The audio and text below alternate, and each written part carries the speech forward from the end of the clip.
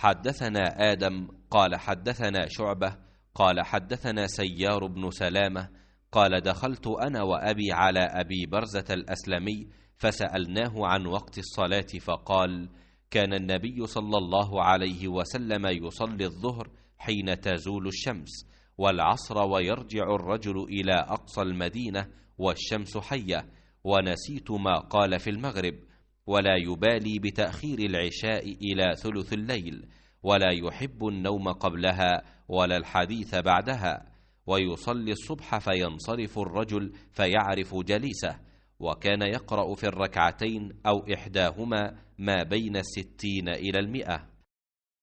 सयार बिन सलामा ने बयान किया, उन्होंने बयान किया कि मैं अपने बाप के साथ अबू बरज़ा असलमी सहाबी रज़ियल्लाहु ताला अन्हु के पास गया।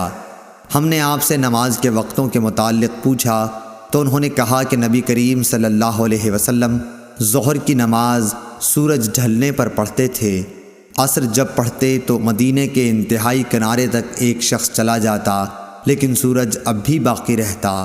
मगरिब के मुताल्लिक़ जो कुछ आपने कहा वो मुझे याद नहीं रहा, और इशा के लिए तहाई रात तक देर करने में कोई हर्ज महसूस नहीं करते थे, और आप इससे पहले सोने को और इसके बाद बातचीत करने को नापसंद करते थे।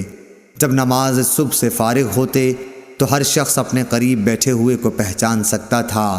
आप दोनों रकात में या एक में 60 से लेकर 100 तक आयतें पढ़ते। सही बुखारी हदीस नंबर 771।